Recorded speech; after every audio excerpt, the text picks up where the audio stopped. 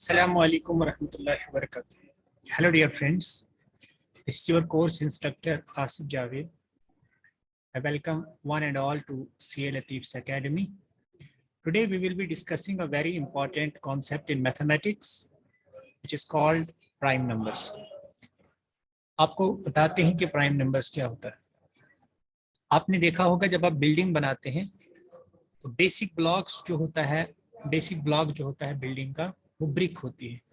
I mean to say you keep on repeating the bricks and the building comes into existence. So this is how the building is constructed. So whenever we are talking about numbers in number system, then we have the concept of prime numbers. Prime numbers is the building block of numbers. यानी आपको कोई भी number अगर बनाना है तो वो किसकी help से बनेगा? वो प्राइम नंबर्स की हेल्प से बनेगा. कैसे बनेगा? ले लीजिए कोई भी नंबर आप. सपोज मैं 20 लेता हूँ. So 20 को जब आप if you will go on breaking it, or what if I technically use the term, it is called as prime factorization. So 20 can be written as, you must be saying it can be written as 5 into 4. Yes, of course it can be. It can be written as 10 into 2. Yes, it can be. It can be written as 20 into 1. It can be written in multiple ways. But my concern is that there is an expression which is very unique, जो कि बिल्कुल unique expression है. और हाँ, up to order, आप order को इधर उधर कर सकते हैं, उससे कोई फर्क नहीं पड़ता. खास तौर पे जब हम यहाँ पे नंबर सिस्टम में, मतलब हमारा जो यूजुअल नंबर सिस्टम है, जब वहाँ पे हम बात करते हैं तो multiplication is commutative, so you can actually change the order of the numbers. लेकिन अप टू ऑर्डर ये यूनिक एक्सप्रेशन होती है. तो 20 की जब मैं बात कर रहा हूँ, so 20 can be written, it can be written as 2 का स्क्वायर इंटू 5. तो ठीक है ना. बेसिकली किसी भी नंबर को मैंने कहा आप लिख सकते हो with the help of prime numbers. तो देखिए यहाँ पे दो ही प्राइम नंबर्स आए ना, एक 2 आया और एक 5 आया. आपने लिखा 2 का स्क्वायर इंटू 5 की power 1. That means you have written this number 20 as a product of powers of 2 primes. तो या तो आप किसी नंबर को लिख सकते हो as simply the product of prime, या आप किसी भी नंबर को लिख सकते हो product of powers of prime. Number तो दो ही आए ना, एक 2 आया और एक 5 आया. सो सिमिलरली, और ऐसे नंबर जो प्राइम नंबर्स नहीं होते हैं मैथमेटिक्स में, उनको हम कंपोजिट नंबर कहते हैं. उन्हें हम क्या कहते हैं? कंपोजिट नंबर कहते हैं. तो देखिए बच्चे, प्राइम नंबर्स की बात करनी है मुझे आज. तो प्राइम नंबर्स की अगर हम बात करते हैं तो यहाँ पे आप देख सकते हैं कि ग्रेटर देन 1 होते हैं. तो अब 1 को कहाँ डालेंगे आप? ना तो ये प्राइम नंबर के खाते में जाएगा और ना ये कंपोजिट नंबर के खाते में जाएगा. इसका अलग से एक नाम है, इसको यूनिक नंबर कहते हैं. ये जो 1 होता है, it is a unique number. It is neither prime nor composite. और कंपोजिट नंबर क्या होता है? कंपोजिट नंबर होता है ऐसा नंबर जो कि प्राइम ना हो, विच इज ग्रेटर देन और equal to 2 and which is not, sorry what I am saying, ऐसा number which is greater than 2 and which is greater than 2 and is not prime. तो ऐसे number को हम क्या कहेंगे?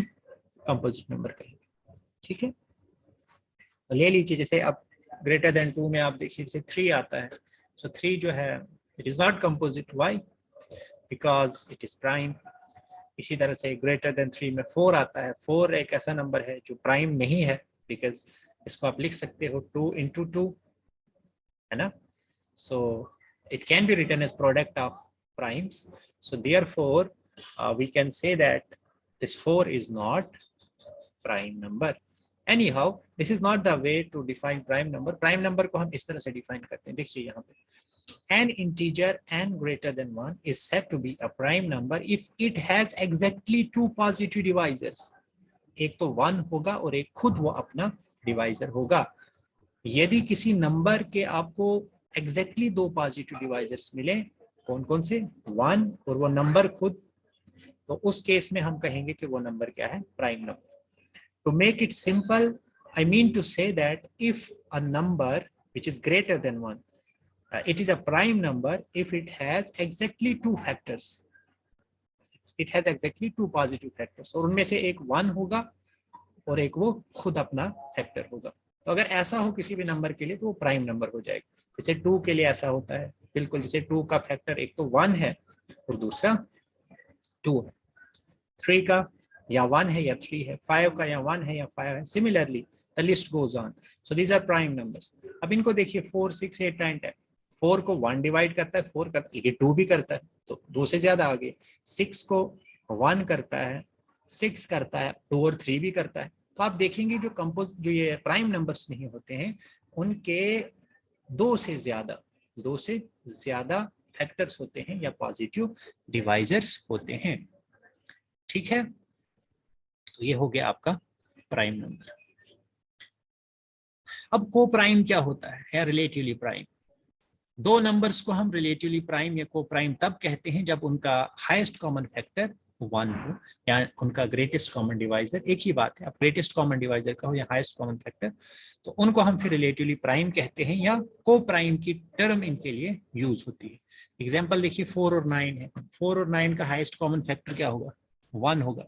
अब मुझसे ये एक्सपेक्ट नहीं करना कि सर हमें ये भी बताएंगे कि हाईएस्ट कॉमन फैक्टर इसका 1 कैसे है, because I suppose that this is 10th standard affair and I will not be required to help you in this regard. Anyhow, if you are interested in doing this basic mathematics also, we can do it later on, but not at this crucial juncture because JK SET exam is around the corner. We are going to appear in this exam after few months. Okay. इसी तरह से GCD 10 और 11 का 1 है, so they are also relatively prime. Question आपसे पूछा गया है कि how many integers are relatively prime to 0। देखो बच्चे, अगर मैं कोई भी इंटीजर लेता हूं, सपोज मैं इनका जीसीडी 1 मानता हूं, तो जीसीडी होता है greatest common divisor. Now A is relatively prime. कौन कौन सा रिलेटिवली प्राइम होगा 0 के? इफ यू टेक एक तो 1 होगा और एक -1 होगा। ऐसा क्यों? क्योंकि बच्चे इसके अलावा आप देखो ना, 0 एक ऐसा नंबर है, इसका कोई धर्म नहीं है, इसका हर नंबर ही इसका डिवाइजर है, हर नंबर ही इसका डिवाइजर है। अब अगर आप 1 लोगे 0 के साथ, तो देखो 1 का डिवाइजर क्या है? 1 है, और 0 का डिवाइजर तो कुछ भी हो सकता है, लेकिन 1 तो 0 का भी है। लेकिन इन दोनों में से जो 1 के अलावा तो 1 को कोई डिवाइड नहीं करेगा, इसका मतलब सबसे बड़ा डिवाइजर 1 के लिए 1 है, और फिर इसके लिए भी 1 इसके लिए भी डिवाइजर है, इसका मतलब वो कॉमन डिवाइजर हो गया, और सबसे बड़ा कॉमन डिवाइजर 1 ही हो गया। सिमिलरली -1 के केस में भी आप देख सकते हो। इसके अलावा अगर आप 2 लोगे, जैसे सपोज हम 2 लेते हैं, तो 2 के केस में क्या हो जाएगा?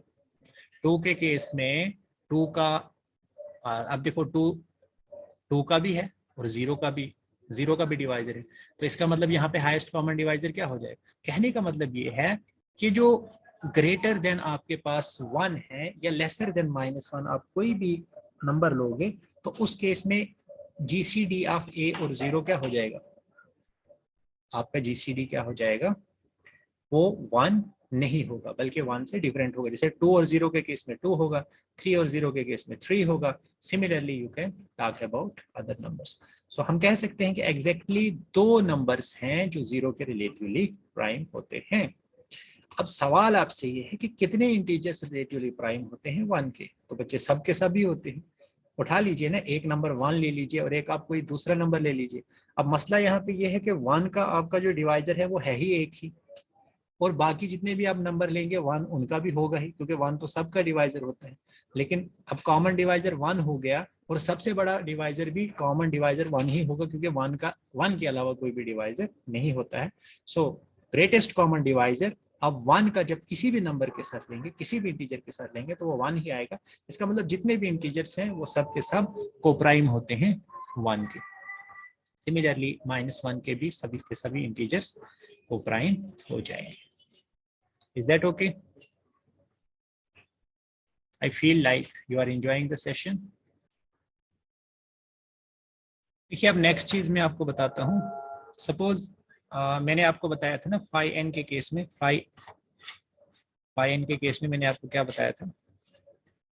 Just a second.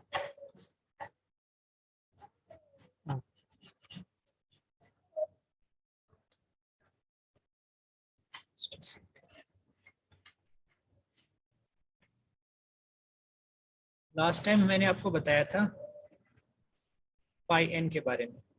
तो फाई एन में बेसिकली आपको ये क्या बताता है? ये नंबर आपको ये बताता है बेसिकली एक फंक्शन है from set of natural numbers to natural numbers. ठीक है, सपोज अगर मैं फी ऑफ 2 की बात कर रहा हूं तो ये एग्जैक्टली बताएगा कि कितने नंबर्स ग्रेटर देन, मतलब ये बताता है हमें कि कितने नंबर्स 1 से लेकर 2 तक 2 के साथ रिलेटिवली प्राइम है। सपोज मैं फी ऑफ 5 लेता हूं, ये हमें ये बताता है कि 1 से लेकर 5 तक कितने नंबर 5 के साथ रिलेटिवली प्राइम। तो देखिए कौन कौन से 1 है, 2 है, 3 है, 4 है। इसका मतलब 4 नंबर है, तो फी ऑफ 5 जो है वो 4 हो गया। ठीक है ना। अच्छा, इसी तरह से आपको मैंने बताया था जैसे फी ऑफ 7 अगर है तो कितने नंबर 1 से लेकर 7 तक हैं जो 7 के साथ जीसीडी जिनका 1 है, तो 1 है, 2 है, 3 है, 4 है, 5 है, 6 है। इसका मतलब फी ऑफ 7 जो है आपका कितने नंबर्स आते हैं इसमें, तो बेसिकली ये हमें बताता है कितने नंबर है, तो 6 है। सो फी ऑफ 7 आपका 6 हो गया। एक मुझसे गलती हुई है, मैंने आपको फी ऑफ 9 5 बताया है। I apologise for this is not 5। वहां पे मैंने एक एक्स्ट्रा आई थिंक वो एक नंबर को मैंने स्किप किया है, ये 6 आना चाहिए, क्योंकि अगर आप 9 के साथ देखो तो 1 इसके साथ रिलेटिवली प्राइम है, फिर 2 है, 3 नहीं है, 4 है, 5 है, उसके बाद 6 नहीं है, 7 है और 8 भी है ना। बिकॉज 8 और 9 का जीसीडी भी क्या होगा, 1 होगा। सो 1 2 3 4 5 6। सो फी ऑफ 9 जो है वहां पे मैंने शायद 5 बताया है, so this is wrong. Phi of 9 is equal to 6। और वैसे भी आप देख सकते हो जो फार्मूला मैंने आपको बताया था, 9 को आप 3 स्क्वायर लिख सकते हो। So this is 3 square minus 3 की power 1। So this is 6 minus 3, sorry क्या लिख रहा हूँ मैं, 3 का square 9, 9 minus 3 is equal to 6। तो ऐसे भी आप क्रॉस चेक कर सकते हैं। अच्छा, अब बात ये है, ये तो हमने पता कर लिया कि अगर हमें पता करना हो सपोज 100 से नीचे, मतलब 1 से लेकर 100 तक कितने नंबर हैं जो 100 के साथ रिलेटिवली प्राइम है, तो वो हमने पता कर लिया। लेकिन अगर हमसे कोई पूछे कि बताओ 100 से नीचे जितने भी नंबर्स हैं उन सब का सम कितना है, तो वो हम आज डिस्कस करेंगे। सो इजंट इट इंटरेस्टिंग। देखिए, जैसे मैं आपसे पूछूं, सिंपल से शुरू करते हैं ताकि आपको फीलिंग आए। देखो मैथमेटिक्स में जब तक मैं फीलिंग आए तब तक मजा नहीं है मैथमेटिक्स का। तो जैसे मैं 5 की बात करता हूँ, मैं आपसे पूछता हूँ कितने नंबर हैं जो 5 से छोटे हैं और रिलेटिवली प्राइम टू 5 हैं, उनका सम कितना है। सबसे पहले तो वो नंबर देखिए, 1 2 3 4, 4 नंबर है। इनका सम देखिए, 1 + 2 + 3 + 4, 4 + 3 7, 7 + 2 9, 9 + 1 10। तो 10 है इसका सम। यहाँ पे तो इजी है। इसी तरह से 10 लीजिए, 10 के साथ कौन कौन सा रिलेटिवली प्राइम है।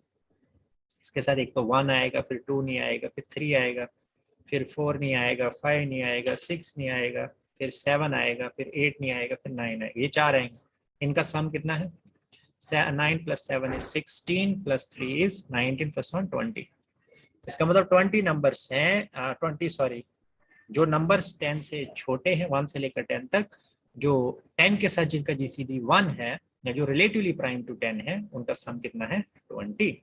लेकिन यही मैं जब आपका 100 के बारे में पूछूं तो आपकी हालत खराब हो जाएगी।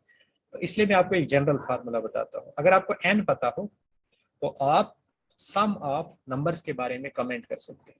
तो उसके लिए एक फार्मूला है, प्रूफ हम नहीं करेंगे, हालांकि प्रूफ काफी इजी है, but since we are short of time, so you'll not be spending too much time on the proofs. You can keep these things handy. You can memorize these small things. फिर exam के बाद जब हमारे पास time होगा फिर हम in detail in चीज़ों को डिस्कस भी करेंगे। लेकिन हमारा फर्स्ट यहाँ पे एम ये है कि हमारा एग्जाम क्वालिफाई होना चाहिए, और एग्जाम में टाइम लिमिटेशन का खास तौर पे हमें ध्यान रखना है। तो चलिए देखते हैं। इसके लिए फार्मूला ये है बच्चे, सम लिखिए, द सम ऑफ, अगर आप नोट्स बनाते हैं तो बहुत अच्छी बात है, कुछ नोट्स में भी आपको प्रोवाइड करूंगा। ये मैं नोट्स ही आपको अभी प्रोवाइड कर रहा हूँ, लेकिन ऐसे भी प्रिंटेड नोट्स भी जो मुझे लगेगा आपको जरूरत है, गैर जरूरी चीजें मैं आपके साथ शेयर नहीं करूंगा, क्योंकि जो जरूरी चीजें हैं वो मैं आपके साथ जरूर शेयर करूंगा। The sum of numbers less than n, कोई भी जनरल n, एंड कौन से लिखें, which are relatively prime to n is equal to, ये फार्मूला आप याद रखेंगे, this is 1/2 into n into five of n, इसके इक्वल होता है। अभी हम एग्जाम्पल अभी ली थी हमने, कौन सी, अभी हमने देखा था 10 के केस में वो कितना आया था, 20। तो चलो देखते हैं 10 के केस में अगर n हम कितना लेते हैं, 10, तो हमारा कितना आया था 20, 1 + 3 + 7 + 9, 20 आया था ना, 9 + 7 16 + 3 9 +1। देखते हैं फार्मूले से भी 20 आता है। दिस इज 1/2 इंटू n कितना है 10, और फी ऑफ 10 हमने निकालना। सो फी ऑफ 10 को यहाँ साइड पे लीजिए। सो दिस इज 2 × 5। अब लगाइए मल्टीप्लिकेटिव प्रॉपर्टी पे, 2 और 5 रिलेटिवली प्राइम है, फी ऑफ 2 इंटू फी ऑफ 5। अब दिस इज इक्वल टू 2 की पावर 1 माइनस 2 की पावर 0, वही फार्मूला 5 की पावर 1 माइनस 5 की पावर 0। सो 2 माइनस 1 हो जाएगा 1, और 5 माइनस 1 हो जाएगा 4। सो फी ऑफ 10 इज इक्वल टू 4। तो ये हो जाएगा 1/2 इंटू 10 इंटू 4। सो 2 2 ज़ा 4, 10 2 ज़ा 20। आ गया ना 20। तो सिमिलरली आप किसी का भी देख सकते हो। सपोज अगर आप सपोज थोड़ी सी आपको फीलिंग देने के लिए मैं 20 तक लेता हूँ, उसके बाद हम मैनुअली भी उसे करेंगे, ताकि आपको लगे कि जो फार्मूला हमें सर ने दिया है इट इज क्वाइट क्रेडिबल और we can trust on it. चलिए पहले हम फी ऑफ 20 निकालते हैं फार्मूले से, फिर हम मैनुअली देखते हैं कि क्या सच में ये फार्मूला वर्क करता है या नहीं करता। 20 देख लीजिए आप n, मतलब आप ऐसे नंबर्स देखना चाहते हैं जो 21 से लेकर 20 तक जो 20 के साथ रिलेटिवली प्राइम है उनका सम। सो ये 1/2 इंटू 20 इंटू फी ऑफ 20, ये वाला formula 1/2 n into phi of n। Now fee of 20 पहले आप देख लीजिए। 20 को आप कैसे लिख सकते हैं, 2 का स्क्वायर इंटू 5 की पावर 1, ये इसकी हो गई प्राइम फैक्टराइजेशन। अब phi of 2 square into phi of 5, इस पे टूट गया, उसको नीचे लाइए, हो जाएगा 2 का स्क्वायर माइनस 2 की पावर 2 माइनस 1, और ये हो जाएगा 5 की पावर 1 माइनस 5 की पावर 1 माइनस 1। तो ये हो जाएगा 4 माइनस शाबाश 2, और ये हो जाएगा 5 minus 1। This is 2 into 4 which is equal to 8। कितना हो गया 8। सो 1/2 इंटू 20 इंटू 8, 2 4 जार 8, 24 am I right? 2 1 जार 2, 2 4 जार 8, 24 जार 80। मतलब कितना सम आना चाहिए उन नंबर्स का 80। अब मैनुअली करके हम देखते हैं कि सच में 80 आता है। आपको ढूंढने हैं ऐसे नंबर जो 20 के साथ रिलेटिवली प्राइम है। So let us find out. 1 में पहले 20 तक लिखता हूँ नंबर, 7 8 9 10 11 12 13 14 15 16 17 18 19 20। चलिए देखते। 1 है, बिल्कुल है, 2 नहीं होगा, फिर 3 है, 4 नहीं होगा, 5 नहीं होगा, 6 नहीं होगा, फिर 7 है, फिर 8 नहीं होगा, 9 है, 10 नहीं होगा, 11 है, फिर 12 नहीं होगा, 13 है, फिर 14 नहीं होगा, 15 नहीं होगा, 16 नहीं होगा, 17 है, फिर 18 नहीं होगा, 19 है। चलिए इनको सम कीजिए। 1 + 3 कितना होता है 4, 4 + 7 कितना होता है 4 + 7 is equal to this is 11। 11 + 9 कितना होता है 11 + 9 होता है 20। 20 + 11 कितना होता है 20 + 11 होता है 31। 31 + 13 कितना होता है 31 + 13 होगा, I am not too good at calculation sorry, 44। 44 + 17, 17 ही है ना, 7 और 4 11, 61 एंड 61 + 19 दिस इज 0 6 1 7 8, 80 हो गया ना। तो देखिए sum of those numbers which are less than इससे which are less than 20 but relatively prime to 20, उनका सम कितना आ गया 80, और हमने एक ही झटके में बता दिया कि this is 80। so isn't it interesting? अभी इंटरेस्ट को हम बरकरार रखेंगे और एक और फंक्शन में आपके साथ डिस्कस करने जा रहा हूं जिसको टाउ फंक्शन कहते हैं नंबर थ्योरी में। तो अब हम टाउ फंक्शन के बारे में डिस्कस करेंगे। बच्चे टाउ फंक्शन क्या होता है, टाउ फंक्शन हमें बताता है, ये टाउ फंक्शन है, this tells us about tau of n is equal to number of positive divisors of n, number of positive divisors of n। मतलब जैसे मेरे पास 2 है, 2 के कितने डिवाइजर्स, एक 1 है और एक 2 है। अब आप ये नहीं बोलना बच्चों के इसके अलावा भी बहुत सारे हो सकते हैं इसके फ्रैक्शन में। हम यहाँ पे फ्रैक्शंस की बात नहीं कर रहे हैं। जब मैं डिवाइजर की बात करूंगा नंबर 3 में, मैं उस केस में ये बात कर रहा हूँ कि हमारा क्वोशंट जो है, हमारा क्वोशंट पॉजिटिव डिवाइजर ही आ रहा है, हमारा क्वोशंट फ्रैक्शन में नहीं आ रहा है। जिसको हम कभी कभी ये भी कहते हैं कि एक नंबर दूसरे नंबर को जब कंप्लीटली डिवाइड करते हैं, कंप्लीटली डिवाइड करने का मतलब क्वोशंट फ्रैक्शन में नहीं आना चाहिए। अदरवाइज तो फिर 1/2 भी 2 को डिवाइड करता है। कैसे? 1/2 इंटू 4 कर दो, 0.5 इंटू 4 कर दो, वो भी तो 2 ही होता है। But I am not interested in quotient as fraction. जब भी मैं डिवाइड की बात करता हूँ इसका मतलब मैं क्वोशंट को क्या मानना चाहता हूँ? मेरा जो क्वोशंट है वो क्या होना चाहिए? मेरा क्वोशंट होना चाहिए always a positive integer, it should be a natural number. 4 से भी 2 डिवाइड होता है, लेकिन क्वोशंट आपका क्या आ रहा है? This is a fraction. तो यहाँ पे हम बात करेंगे कि जब हमारे पास क्वोशंट क्या आ रहा है? Natural number. इसलिए वो वाले डिवाइजर तो 2 ही होंगे, एक 1 होगा और एक 2 होगा। कि ऐसे सवालात कभी आपके दिमाग में आ सकते हैं, तो इसलिए उसके लिए मैंने आपको यहाँ पे बता दिया कि डिवाइजर्स के क्या मतलब है, यानी जिसमें आपका क्वोशंट पॉजिटिव इंटीजर आए या नेचुरल नंबर आए। तो 2 के कितने हैं? 2 हैं। वेरी गुड, सही बात है। 4 के कितने हैं? एक 1 है, 2 है और 4 है, मतलब 3 है। चलिए आगे। 6 के कितने हैं? 1 है, 2 है, 3 है, 6 है। यहाँ तो बड़े मजे से बोल रहे हो आप, 10 की भी बोल दोगे। 1 है, 2 है, 3 भी नहीं है, फिर 4 भी नहीं है, फिर 5 है, फिर 6, 7, 8, 9 कुछ भी नहीं, फिर 10 है, इसके भी 4 है।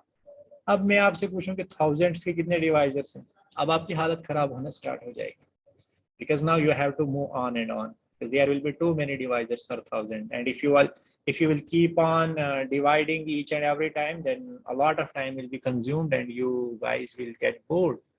So therefore now I am going to tell you how to find a way out to catch hold of the number of divisors. इतना ही नहीं, बल्कि आगे जाके मैं आपको एक ऐसे फंक्शन जिसको सिग्मा फंक्शन कहते हैं, वो आपको सिर्फ इतना ही नहीं बताएगा नंबर ऑफ डिवाइजर्स के बारे में जैसे इसने बताया, वो आपको बताएगा उन डिवाइजर्स का सम कितना होता है, लेकिन उसको हम बाद में डिस्कस करेंगे। फिलहाल पहले हम ये तो पता कर लें कि नंबर ऑफ डिवाइजर्स को कैसे पता करें। बिल्कुल सिंपल है, इसमें आपको कुछ नहीं करना बच्चे। देखिए करना क्या है, सबसे पहले आप जिस नंबर के number of positive divisors find करना चाहते हो, आप सबसे पहले क्या करोगे? अब आप बच्चे मुझसे ना, अब आपके दिमाग में सवाल आ रहा हो क्यों पढ़ रहे हैं हम ये टाउ फंक्शन? बच्चे आगे हमने ग्रुप थ्योरी पढ़नी है ना, ग्रुप थ्योरी में हमें जेड ग्रुप को बार बार हम पढ़ेंगे, क्योंकि जेड ग्रुप एक साइक्लिक ग्रुप होता है, आगे जाके हम पढ़ेंगे। और साइक्लिक ग्रुप जितने भी ग्रुप्स होते हैं उनको हम as a direct product of cyclic group ही लिखते हैं। जब हम आगे ग्रुप थ्योरी की जेनिथ पे जाएंगे तो we have to actually catch hold of cyclic group Zn। और Zn के जो सब ग्रुप होते हैं वो बेसिकली जो पॉजिटिव डिवाइजर्स होते हैं n के, उसी ऑर्डर के उसके सब ग्रुप्स होते हैं। तो वहां पे पॉजिटिव डिवाइजर का कॉन्सेप्ट आएगा और वहां पे tau function will come into play. So it has everything to do with group theory, that's why I am teaching you. So ऐसी बात नहीं है कि ये हम वैसे ही पढ़ रहे हैं मजे के लिए। तो वैसे भी अगर आप रीजनिंग वगैरह में देखें तो रीजनिंग में भी एक क्वेश्चन आपको पूछा जा सकता है जहाँ पे ये सम वगैरह के बारे में आपसे पूछा जा सकता है। तो this is handy there also. So let me tell you. देखो सबसे पहले जो आपके पास नंबर होगा ना, उसकी प्राइम फैक्टराइजेशन करो। जब आप प्राइम फैक्टराइजेशन करोगे तो वो किस तरह की आपके पास आएगी? p1 raise to power alpha 1, p2 raise to power alpha 2 and so on. मुझे नहीं पता वो कितनी लंबी खींचेगी, लेकिन कुछ इस तरह की, और वो यूनिक होती है।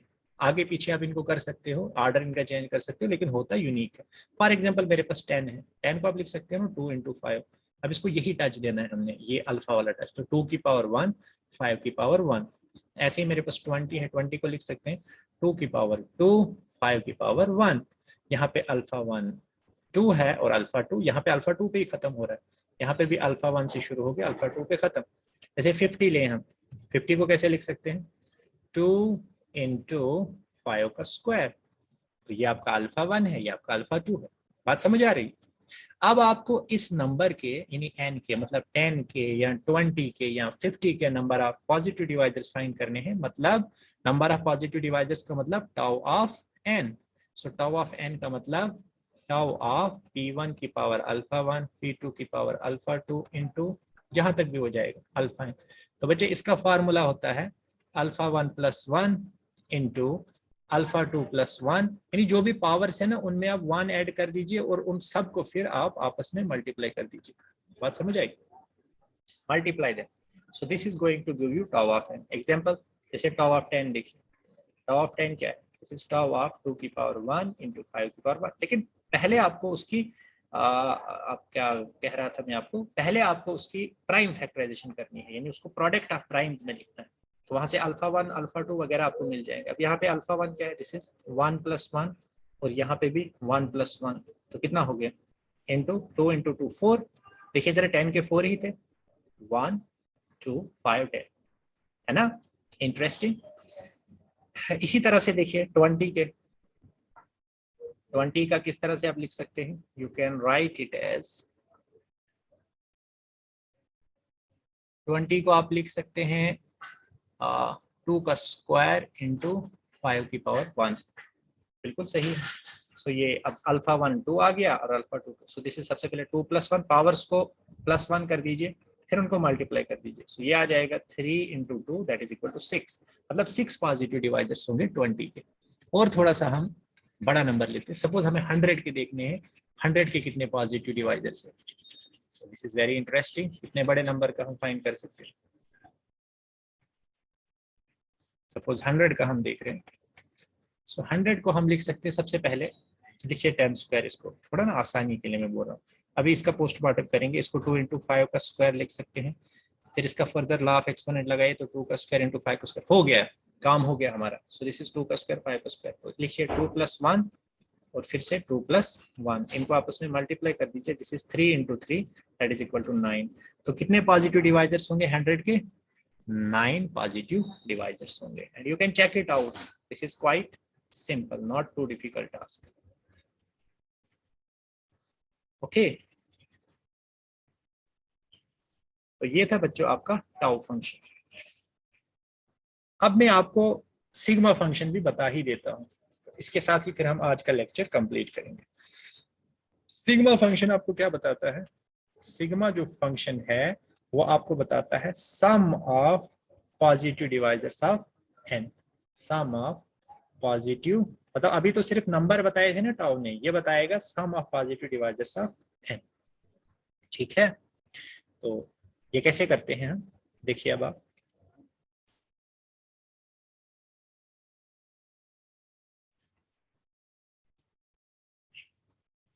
तो इसके लिए आपको मैं बताता हूं कि सिग्मा n, सबसे पहले वही काम करना है आपको कि n को आपके कैसे लिखना है। p1 की पावर अल्फा 1, जो प्राइम फैक्टराइजेशन है ना, it will play an instrumental role. This is into pn की पावर अल्फा n, ये लिख दिया आपने। उसके बाद ये किसके इक्वल होता है बच्चे? p1 की पावर अल्फा 1 + 1 -1 अपान p1 - 1। जो आपने p1 के साथ किया है वही इनटू करो, बीच में इनटू लगाओ। अब p2 की पावर अल्फा 2 + 1 -1 अपान p2 - 1, और ऐसे ही करते जाओ जहां तक आपकी प्राइम फैक्टराइजेशन है। लास्ट में pn की power alpha n + 1 -1 upon pn - 1। बात समझ आई? So this is your sigma n। Example लेते हैं, कोई छोटी सी एग्जाम्पल लेते हैं जहां से आपको थोड़ा विजुअलाइज भी हो जाए, फिर बड़े नंबर के लिए इसको एक्सटेंड करते हैं। ओके, चलिए सपोज हम लेते हैं नंबर 10 ही लेते हैं। 10 ले लीजिए। 10 के डिवाइजर्स कौन कौन से हैं? 1 है, उसके बाद 2 है, 5 है और 10 है। क्या है इनका सम? 1 + 2 + 5 + 10, 10 + 5 15, 15 + 2 17 + 1 18। Am I right? Yes, 18। चलो आप देखते हैं इस फार्मूले से इसको, सिग्मा ऑफ 10। सिग्मा ऑफ 10 का मतलब सिग्मा आप लिखिए ना इसको, 2 की पावर 1 इंटू 5 की पावर 1। तो ये हो जाएगा बच्चे इसके इक्वल 2 की पावर, शाबाश, 1 + 1 -1 अपान 2 -1, या इसके लिए काम p1 के लिए इंटू 5 की power 1 + 1 -1 upon 5 -1।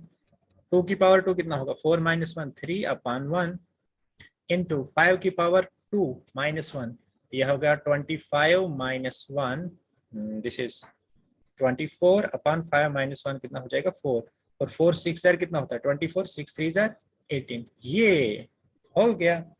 So that means sum of positive divisors of 10 is equal to 18 and we have done that. हम 1000 का भी देख सकते हैं.